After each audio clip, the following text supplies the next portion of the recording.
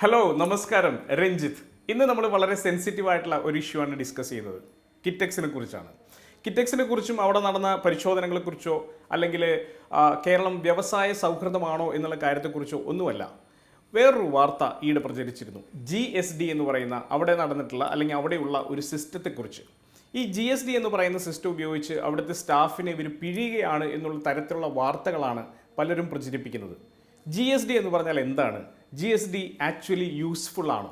ഇത്തരം കാര്യങ്ങളാണ് ഇന്ന് നമ്മൾ ഡിസ്കസ് ചെയ്യുന്നത്.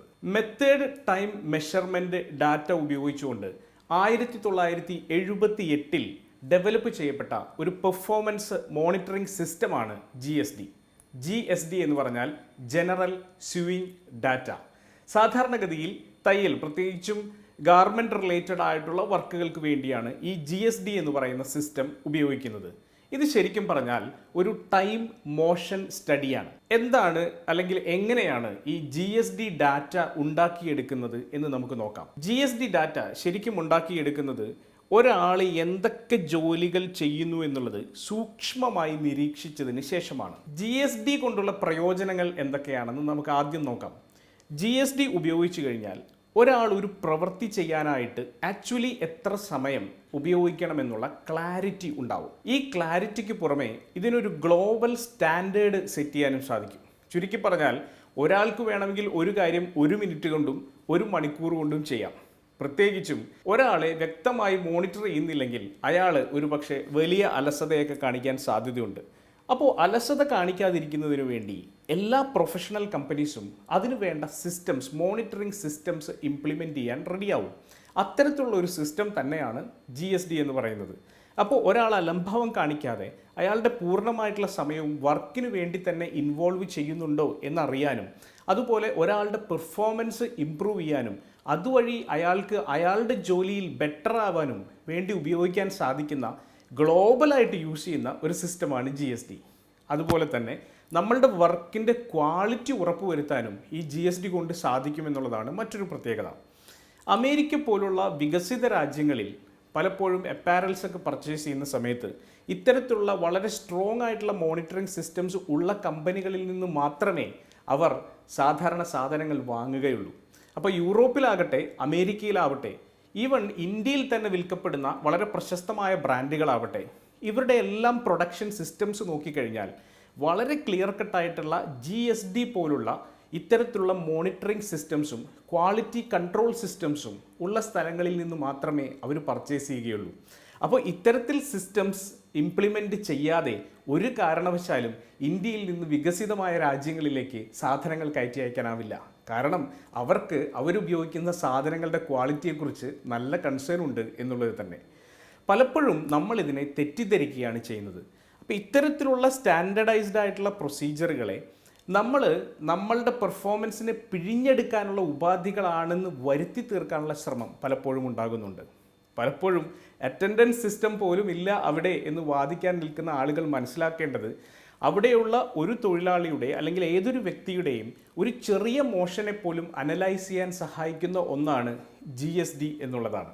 മെത്തേഡ് ടൈം മെഷർമെൻറ്റ് എന്ന് പറയുന്ന മെക്കാനിസം നമുക്കൊന്ന് എക്സ്പ്ലെയിൻ ചെയ്യാം. നമ്മൾ ഒരു പ്രവൃത്തി ചെയ്യുമ്പോൾ പല രീതികളിലൂടെ ചെയ്യാം. ഒരേ കാര്യം തന്നെ രണ്ടാൾ ചെയ്യുമ്പോൾ 2 രീതിയിലാവാം. അങ്ങനെ 10,000-ഉം 15,000-ഉം ആളുകൾ ജോലി ചെയ്യുന്ന ഒരു ഫാക്ടറിയിൽ ഏതെങ്കിലും ഒരു പെർട്ടിക്കുലർ കാര്യം 10,000 തരത്തിൽ ചെയ്താൽ അവരുടെ എഫിഷ്യൻസിയെ അത് തീർച്ചയായിട്ടും പ്രതികൂലമായി ബാധിക്കും. അതുകൊണ്ട് തന്നെ അത്തരം പ്രോസസ്സുകൾ അവർക്ക് സ്റ്റാൻഡേർഡൈസ് ചെയ്യേണ്ടതുണ്ട്. അങ്ങനെ സ്റ്റാൻഡേർഡൈസ് ചെയ്യുന്നതിനുള്ള ഗ്ലോബലി ആക്സെപ്റ്റഡ് ആയിട്ടുള്ള മെക്കാനിസമാണ് GSD അഥവാ ജനറൽ സ്വിങ് ഡാറ്റ എന്നുള്ളത് നമ്മൾ മനസ്സിലാക്കേണ്ടതുണ്ട്. ഇതിനുവേണ്ടി അവർ ചെയ്യുന്ന പ്രോസസ്സുകളെ സൂക്ഷ്മമായി നിരീക്ഷിച്ച് ഓരോ കാര്യത്തെയും അല്ലെങ്കിൽ ഓരോ കാര്യവും ചെയ്യാൻ വേണ്ടതായിട്ടുള്ള സമയത്തെ സ്റ്റാൻഡർഡൈസ് ചെയ്യുക എന്നുള്ളതാണ് ഈ GSDയിലൂടെ ചെയ്യുന്നത്. പ്രധാനമായും ഇവർ ചെയ്യുന്ന കാര്യങ്ങളെ ഫിസിക്കൽ സ്ട്രെയിൻ, മെൻ്റൽ സ്ട്രെയിൻ എന്നുള്ളതിൻ്റെ അടിസ്ഥാനത്തിൽ 2ആയിട്ട് വിഭജിക്കുകയും അതിനെ ബേസ് ചെയ്തുകൊണ്ട് പോയിന്റുകൾ അലോട്ട് ചെയ്യുകയും ചെയ്യുക എന്നുള്ളതാണ് ആദ്യം ചെയ്യുന്നത്. ഫിസിക്കൽ സ്ട്രെയിൻ എന്ന് പറയുമ്പോൾ ഒരു പക്ഷേ ഏതെങ്കിലും ഒരു പ്രവൃത്തി ചെയ്യാൻ ചിലപ്പോൾ ഒരല്പം ബെൻഡ് ചെയ്യേണ്ടി വരാം, ഒരല്പം സ്ട്രെച്ച് ചെയ്യേണ്ടി വരാം, ഒരല്പം ഫോഴ്സ് ഉപയോഗിക്കേണ്ടി വരാം. അപ്പോൾ ഫിസിക്കലായിട്ട് നമുക്ക് എന്തൊക്കെ ബുദ്ധിമുട്ടുകൾ അല്ലെങ്കിൽ സ്ട്രെയിൻ ആവശ്യമുണ്ട്, കൂടുതൽ ഫിസിക്കൽ സ്ട്രെയിൻ ആവശ്യമുണ്ടെങ്കിൽ കൂടുതൽ പോയിന്റ് എന്നുള്ള രീതിയിലാണ് ഈ സിസ്റ്റം തയ്യാറാക്കുന്നത്. ഇതുപോലെ തന്നെ ഒരു പക്ഷേ ഒരു ജോലി ചെയ്യുന്ന സമയത്ത് മെൻ്റൽ സ്ട്രെയിനുകൾ ഉണ്ടാകാം. എന്തൊക്കെ ആയിരിക്കാം മെൻ്റൽ സ്ട്രെയിൻസ്? ഒരു പക്ഷേ വലിയ നോയ്സ് കേൾക്കുന്നുണ്ടാകാം, അതൊരു മെൻ്റൽ സ്ട്രെയിനാണ്. ചിലപ്പോൾ നല്ല കോൺസെൻട്രേഷൻ ആവശ്യമായിരിക്കാം, അതൊരു മെൻ്റൽ സ്ട്രെയിനാണ്. ഇത്തരത്തിലുള്ള പല ഫാക്ടേഴ്സും മെൻ്റൽ സ്ട്രെയിനിൽ ഉൾപ്പെടുന്നുണ്ട്. അപ്പോൾ ഒരു ജോലി ചെയ്യുമ്പോൾ ഉണ്ടാകാൻ സാധ്യതയുള്ള എല്ലാ ഫിസിക്കൽ സ്ട്രെയിനുകളും ഒപ്പം തന്നെ എല്ലാ മെൻ്റൽ സ്ട്രെയിനുകളും ലിസ്റ്റ് ചെയ്യുകയും അതിൻ്റെ അടിസ്ഥാനത്തിൽ, ഇതിൻ്റെ എഫർട്ടിൻ്റെ അടിസ്ഥാനത്തിൽ ഇതിന് പോയിന്റുകൾ അലോക്കേറ്റ് ചെയ്യുകയും ചെയ്യുന്നു എന്നുള്ളതാണ് ആദ്യത്തെ പടി. ഒപ്പം തന്നെ ഏതെങ്കിലും ഒരു പ്രത്യേക ഗാർമെൻറ്റ് ഉണ്ടാക്കുന്ന സമയത്ത് അവർ പലതരത്തിലുള്ള പ്രവൃത്തികൾ ചെയ്യേണ്ടി വന്നേക്കാം. ഒരു പക്ഷേ ഒരു തുണി കഷ്ണം എടുക്കുന്നതിന് വേണ്ടി അവർക്കൊന്ന് കൈ നീട്ടേണ്ടി വന്നേക്കാം. ഒരു പക്ഷേ അതൊന്ന് എടുക്കാനായിട്ട് കൈയൊന്ന് മുഷ്ടിയൊന്ന് ചുരുട്ടേണ്ടി വന്നേക്കാം. ഒരു പക്ഷേ കുറച്ച് ഫോഴ്സ് ഉപയോഗിച്ചുകൊണ്ട് അത് ഏതെങ്കിലും ഒരു സ്ഥലത്തേക്ക് തള്ളി നീക്കേണ്ടി വന്നേക്കാം. ഒരു പക്ഷേ ക്രാങ്ക് ഒന്ന് തിരിക്കേണ്ടി വന്നേക്കാം. സ്യൂ ചെയ്യുന്നതിന് വേണ്ടി അവരുടെ ഫുട്ട് ചിലപ്പോൾ ഒന്ന് അനക്കേണ്ടി വന്നേക്കാം. അങ്ങനെ ഏറ്റവും ചെറിയ മൈക്രോ ആയിട്ടുള്ള മൂവ്മെൻറ്റുകളെല്ലാം തന്നെ ലിസ്റ്റ് ചെയ്യുന്നു എന്നുള്ളതാണ് GSD ചെയ്യുന്ന അടുത്ത പടി. ചുരുക്കി പറഞ്ഞാൽ നിങ്ങളുടെ കണ്ണ് ഒന്ന് ഇമ വെട്ടുന്നുണ്ടെങ്കിൽ പോലും അല്ലെങ്കിൽ അത് ആവശ്യമാണെങ്കിൽ പോലും അത് വളരെ വ്യക്തമായി ലിസ്റ്റ് ചെയ്യുകയും ഓരോ പ്രവൃത്തിക്കും ആവശ്യമായിട്ടുള്ള ആക്ടിവിറ്റീസ് എന്തൊക്കെയാണെന്നുള്ളത് ക്രോഡീകരിച്ച് അതിനാവശ്യമായിട്ടുള്ള സ്റ്റാൻഡേർഡ് ടൈം മെൻഷൻ ചെയ്യുകയുമാണ് GSDയിൽ ചെയ്യുന്നത്. ഈ GSD എന്ന് പറയുന്നത് ഒരു കണ്ടിന്യൂസ് ആയിട്ടുള്ള പ്രോസസ്സാണ്. കാരണം ഒരു പക്ഷേ 10 വർഷം മുമ്പ് ഏതെങ്കിലും ഒരു പ്രവൃത്തി ചെയ്യാൻ ആവശ്യമായിട്ടുള്ള സമയമായിരിക്കില്ല ഇപ്പോൾ നമ്മൾ എടുക്കുന്നത്. നമ്മൾ ഒരു പക്ഷേ നമ്മളുടെ പെർഫോമൻസിലും ടെക്നോളജിയിലും ഒരുപാട് ഇമ്പ്രൂവ്മെൻറ്റ്സ് നമുക്ക് കിട്ടിയിട്ടുണ്ടാവും. അതുകൊണ്ട് തന്നെ GSD എന്ന് പറയുന്നത് കണ്ടിന്യൂസ്ലി ഇംപ്രൂവിങ് ആയിട്ടുള്ള ഒരു പ്രോസസ്സ് തന്നെയാണ്. ചുരുക്കി പറഞ്ഞാൽ ഏതെങ്കിലും ഒരു വർക്കിന് നമ്മൾ അവിടെ കയറിക്കഴിഞ്ഞാൽ നമ്മളുടെ ഓരോ മൂവ്മെൻറ്റ്സും വളരെ പെർഫെക്റ്റ് ആയിട്ട് മെഷർ ചെയ്യപ്പെടുന്നുണ്ട്. അങ്ങനെ സ്റ്റാൻഡർഡൈസ്ഡ് ആയിട്ട് മെൻഷൻ ചെയ്ത ടൈമിനേക്കാൾ കുറഞ്ഞ ടൈമിൽ നമ്മൾ ഏതെങ്കിലും ഒരു വർക്ക് ഫിനിഷ് ചെയ്യുകയാണെങ്കിൽ ഒബ്വിയസ്ലി നമ്മളുടെ പ്രൊഡക്ടിവിറ്റിയും എഫിഷ്യൻസിയും കൂടുന്നുണ്ട് എന്നുള്ളത് തന്നെയാണ് സത്യം. അങ്ങനെ എഫിഷ്യൻസി കൂടുന്നുണ്ടെങ്കിൽ നിങ്ങൾക്ക് മിക്കവാറും എല്ലാ കമ്പനികളും റിവാർഡ്സും ഇൻസെൻറ്റീവ് സിസ്റ്റവും തയ്യാറാക്കിയിട്ടുണ്ടാവും. അതിനൊപ്പം തന്നെ നിങ്ങളുടെ പെർഫോമൻസ് കുറയുകയാണെങ്കിൽ തീർച്ചയായിട്ടും നിങ്ങൾ അതിനു പറ്റിയ ആളല്ല എന്ന് മനസ്സിലാക്കുകയും ഒരു പക്ഷേ നിങ്ങളെ കൂടുതൽ ട്രെയിനിങ്ങിന് വേണ്ടി മറ്റൊരു ഡിപ്പാർട്ട്മെൻറ്റിലേക്ക് കൊണ്ടുവരികയും ചെയ്യും. അങ്ങനെ കൂടുതൽ സ്കിൽഡ് ആക്കിയതിന് ശേഷം വീണ്ടും നിങ്ങളെ ആ പ്രവൃത്തിയെ ഏൽപ്പിക്കുന്ന രീതിയാണ് മിക്കവാറും എല്ലാ കമ്പനികളിലും ചെയ്യുന്നത്. തീരെ മോശമാണെങ്കിൽ തീർച്ചയായിട്ടും നിങ്ങൾ ആ പ്രവൃത്തി ചെയ്യാൻ അല്ലെങ്കിൽ ആ ജോലി ചെയ്യാൻ യോഗ്യനല്ല എന്ന് മനസ്സിലാക്കുകയും ഒരു പക്ഷേ നിങ്ങൾ മറ്റൊരു ഡിപ്പാർട്ട്മെൻറ്റിലേക്കോ അല്ലെങ്കിൽ ജോലിയിൽ നിന്നോ തന്നെയോ മാറ്റുകയും ചെയ്തേക്കാം. ഇത്തരമൊരു മെഷർമെൻറ്റ് സിസ്റ്റം തന്നെയാണ് എഫിഷ്യൻ്റായിട്ട് പ്രവർത്തിക്കുന്ന ഗ്ലോബലി ഉള്ള എല്ലാ കമ്പനികളിലും ചെയ്തു പോരുന്നത് എന്നുള്ളതാണ് സത്യം. ലോകത്തിലുള്ള വലിയ അപ്പാരൽ കമ്പനീസിൽ, ഗാർമെൻറ്റ് കമ്പനീസിലെല്ലാം തന്നെ ഉപയോഗിക്കുന്ന വളരെ സ്ട്രോങ് ആയിട്ടുള്ള ഒരു സിസ്റ്റം തന്നെയാണ് GSD. കാരണം ഇത്തരമൊരു GSD ഇല്ലെങ്കിൽ അല്ലെങ്കിൽ ഇത്തരത്തിലുള്ള ഒരു മോണിറ്ററിംഗ് സിസ്റ്റം ഇല്ലെങ്കിൽ പലപ്പോഴും നമ്മൾ പ്രവർത്തിക്കുന്ന ആളുകളുടെ കയ്യിൽ നിന്ന്, സ്റ്റാഫിൻ്റെ കയ്യിൽ നിന്ന്, എംപ്ലോയിയുടെ കയ്യിൽ നിന്ന്, ഈവൻ ഓൺട്രപ്രണറുടെ കയ്യിൽ നിന്ന് തന്നെ വളരെ വ്യക്തമായിട്ടുള്ള ഒരു എഫിഷ്യൻസി ഉണ്ടാകാൻ സാധ്യതയില്ല എന്നുള്ളതാണ്. ഇത്തരം എഫിഷ്യൻസി ഉണ്ടെങ്കിൽ മാത്രമേ ഇത്രയും വലിയ രീതിയിൽ വലിയ ഇൻവെസ്റ്റ്മെൻറ്റ് നടത്തിക്കൊണ്ട് വലിയ മെഷീനറികൾ ഉപയോഗിച്ചുകൊണ്ട് നടക്കുന്ന ഒരു സിസ്റ്റത്തിന് മുന്നോട്ട് പോകാൻ സാധിക്കുകയുള്ളൂ. മാത്രമല്ല അവരുടെ കോസ്റ്റ് കൺട്രോൾ ചെയ്യണമെങ്കിലും ക്വാളിറ്റിയിൽ ഉറപ്പുവരുത്തണമെങ്കിലും ഒപ്പം തന്നെ സോഷ്യലായിട്ടുള്ള പല കാര്യങ്ങളും പലപ്പോഴും നമ്മൾ പറയുന്നത് സോഷ്യലായിട്ടുള്ള ഇഷ്യൂസിനെ ഇവർ അഡ്രസ്സ് ചെയ്യുന്നില്ല എന്നുള്ളതാണ്. ഈ സോഷ്യൽ ഇഷ്യൂസിനെ അഡ്രസ്സ് ചെയ്യുന്നതിന് പോലും ഉപകാരപ്രദമാകുന്ന രീതിയിലാണ് GSD അറേഞ്ച് ചെയ്തിരിക്കുന്നത് എന്നുള്ളതാണ് സത്യം. GSDയുടെ വെബ്സൈറ്റ് നോക്കിക്കഴിഞ്ഞാൽ തന്നെ നിങ്ങൾക്ക് അതിനെക്കുറിച്ചുള്ള പൂർണ്ണമായിട്ടുള്ള വിവരങ്ങൾ കിട്ടുന്നതാണ്. മറ്റൊരു പ്രത്യേകത GSD തയ്യലിൻ്റെ കാര്യത്തിൽ മാത്രമല്ല നമുക്ക് ഉപയോഗിക്കാവുന്നത് എന്നുള്ളതാണ്. നമ്മളുടെ എല്ലാം ഓർഗനൈസേഷനുകളിൽ ഈവൺ അതൊരു ക്ലറിക്കൽ ജോബാണെങ്കിൽ പോലും വേണമെങ്കിൽ ഉപയോഗിക്കാവുന്ന ഒന്നാണ് GSD എന്ന് പറയുന്നത്. അതായത് നിങ്ങൾ ഏതെങ്കിലും ഒരു പ്രത്യേക പ്രവൃത്തി ചെയ്യുന്നുണ്ടെങ്കിൽ ആ പ്രവൃത്തി ചെയ്യാൻ ആവശ്യമായിട്ടുള്ള നിങ്ങളുടെ ഏറ്റവും മൈക്രോ ആയിട്ടുള്ള മോഷൻ അടക്കം അനലൈസ് ചെയ്യുകയും അതിനെ വളരെ വ്യക്തമായി ഡോക്യുമെൻ്റ് ചെയ്യുകയും ഏതെങ്കിലും ഒരു പ്രവൃത്തി ചെയ്യാൻ വേണ്ടി 5 മിനിറ്റ് 22 സെക്കൻഡാണ് ആവശ്യമെങ്കിൽ അതിനെ സ്റ്റാൻഡർഡൈസ് ചെയ്യുകയും ചെയ്യുക എന്നുള്ളതാണ് ഇതിൻ്റെ രീതി.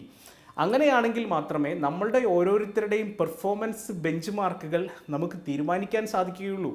എങ്കിൽ മാത്രമേ ഓരോ വ്യക്തിയുടെയും, നിങ്ങളുടെ സ്ഥാപനത്തിലെ ഓരോ വ്യക്തിയുടെയും പെർഫോമൻസ് മെഷർ ചെയ്യാനും ആ പെർഫോമൻസ് മെഷർമെൻറ്റിനനുസരിച്ച് അവർക്ക് ജോലിയിൽ ഉയർച്ച കൊടുക്കാനും ഒരു പെർഫോമൻസ് അപ്രൈസൽ കൊടുക്കാനും ഒക്കെ സാധിക്കുകയുള്ളൂ. ചുരുക്കി പറഞ്ഞാൽ വലിയ രീതിയിൽ നടക്കുന്ന ഒരു കമ്പനിയുടെ ബേസിക് ആയിട്ടുള്ള സിസ്റ്റത്തിൻ്റെ ഒരു ഭാഗം തന്നെയാണ് GSD എന്ന് പറയുന്നത്. GSD എന്ന് പറയുന്നത് ഒരു മെക്കാനിസം മാത്രമാണ്. ഇത്തരത്തിലുള്ള പല മെക്കാനിസംസും ലോകത്തിൽ നിലവിലുണ്ട് എന്നുള്ളതാണ് സത്യം. അമേരിക്ക പോലുള്ള വികസിത രാജ്യങ്ങളിലേക്ക് നിങ്ങൾ ഗാർമെൻറ്റ്സ് അല്ല എന്ത് കയറ്റുമതി ചെയ്യുകയാണെങ്കിലും ഇത്തരത്തിലുള്ള പല ക്വാളിറ്റി സ്റ്റാൻഡേർഡ്സിനും നിങ്ങൾ അഡ്ഹിയർ ചെയ്യേണ്ടി വരും എന്നുള്ളത് ഒരു സത്യമാണ്. കേരളത്തിലെ ചെറുകിട ബിസിനസ്സുകാർ ഫേസ് ചെയ്യുന്ന ഏറ്റവും പ്രധാനപ്പെട്ട പ്രശ്നങ്ങളിലൊന്നും ഇത്തരത്തിൽ വളരെ വ്യക്തമായ സിസ്റ്റംസ് ഇംപ്ലിമെൻറ്റ് ചെയ്തിട്ടില്ല എന്നുള്ളത് തന്നെയാണ്. നമ്മൾ സിസ്റ്റം ഇംപ്ലിമെൻറ്റ് ചെയ്യാത്തത് കൊണ്ട് മാത്രം സിസ്റ്റമുള്ള ഒരു കമ്പനിയെ കുറ്റം പറയുന്നത് ശരിയാണെന്ന് എനിക്ക് തോന്നുന്നില്ല. കാരണം വളരെ വ്യക്തമായി സിസ്റ്റംസ് ഉണ്ടെങ്കിൽ മാത്രമേ ഒരു കമ്പനിക്ക് വളരാനും ഒരു പക്ഷേ ഗ്ലോബലി തന്നെ പടർന്നു പന്തലിക്കാനും സാധിക്കുകയുള്ളൂ എന്നുള്ളതാണ് സത്യം. അപ്പോൾ അത്തരത്തിലുള്ള ഒരു മെക്കാനിസത്തിലൂടെ തന്നെയാണ് ഓൾമോസ്റ്റ് എല്ലാ കമ്പനീസും, കേരളത്തിലെന്നല്ല ഗ്ലോബലി ഉള്ള എല്ലാ കമ്പനീസും പോകേണ്ടതും വളരെ വ്യക്തമായ ഒരു സ്ട്രക്ചറും സിസ്റ്റവും ഉണ്ടാക്കിയെടുക്കേണ്ടതും വളരെ വ്യക്തമായ ഒരു ടാർഗറ്റിലേക്ക് നടന്നു നീങ്ങേണ്ടതും. അപ്പോൾ ഇത്തരത്തിലുള്ള പ്രൊഫഷണലായിട്ടുള്ള സമീപനങ്ങളെ, സിസ്റ്റംസിനെ, ഗ്ലോബലി ആക്സെപ്റ്റഡ് ആയിട്ടുള്ള പെർഫോമൻസ് മോണിറ്ററിംഗ് സംവിധാനങ്ങളെ കുറ്റം പറയുന്നതിന് പകരം കൂടുതൽ കാര്യങ്ങൾ പഠിക്കാൻ ശ്രമിക്കുകയും അത്തരത്തിൽ നമ്മളുടെ ഓരോരുത്തരുടെയും എഫിഷ്യൻസി ഉയർത്താൻ ശ്രമിക്കുകയും ചെയ്യുക എന്നുള്ളതാണ് വേണ്ടത്. കേരളം വ്യവസായ സംരംഭക സൗഹൃദ സംസ്ഥാനമാക്കാനായിട്ട് നമുക്ക് ഒരുപാട് വലിയ പങ്ക് വഹിക്കാനുണ്ട്. ഗവൺമെൻറ്റിന് മാത്രമല്ല ചെയ്യാൻ കഴിയുക എന്നുള്ള സത്യം നമ്മൾ മനസ്സിലാക്കണം. കാരണം ഇത് നമ്മളുടെ ഒരു കൾച്ചറിനെ കൂടി ഡിപ്പെൻഡ് ചെയ്തിരിക്കുന്ന ഒരു കാര്യമാണ്. ഇതൊരു സംസ്കാരമാണ്. നമ്മൾ ഓരോരുത്തരും ഓൺട്രപ്രണർഷിപ്പ് നല്ലതാണെന്ന് മനസ്സിലാക്കുകയും നമ്മളുടെ വീട്ടിലുള്ള കുട്ടികളെ അടക്കം ഒരു ഓൺട്രപ്രണർ ആവാൻ വേണ്ടി പ്രോത്സാഹിപ്പിക്കുകയും ചെയ്യുമ്പോഴാണ് കേരളത്തിൽ ഒരു സംരംഭക സൗഹൃദ സംസ്ഥാനം രൂപപ്പെടുന്നത് എന്നുള്ള സത്യം നമ്മൾ മനസ്സിലാക്കുക.